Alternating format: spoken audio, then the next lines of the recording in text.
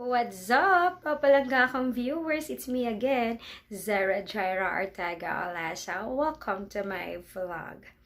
Mga palangga akong viewers, ano ba yung pakiramdam natin kapag sa mahabang linggo, mga araw na marami kang ginagawa, maraming trabahong dapat tapusin, at isang araw may nag-message sa'yo or nakatanggap ka na message na sinasabing kunin mo na ang package. Wow!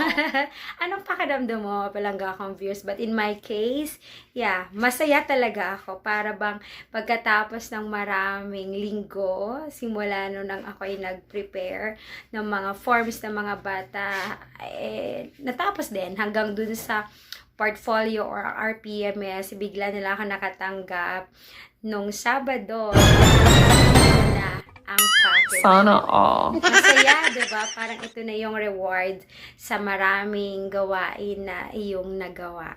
So, this time, gusto ko lang i-flex, but sabi niya nga, no need to mention her name. Pero again, thank you so much for being generous all the time. Thank you. Actually, namangha talaga ako sa mga natanggap ko ng package mula sa kanya.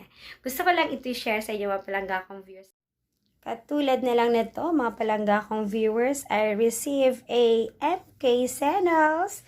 Wow! The Michael Kors. At alam nyo ba, ang halaga pa ay nandito pa. Diyan.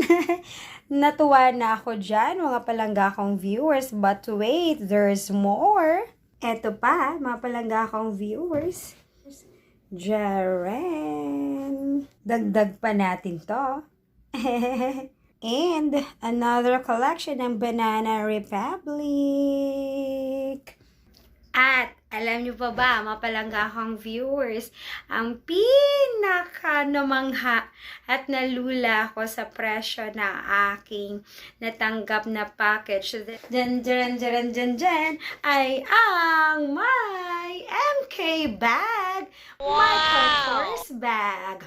Nung binuksan-buksan ko itong mga palangga kong viewers, mas lalo akong nalula kasi sa loob pa ng bag na to, doon ko nakita ang presyo.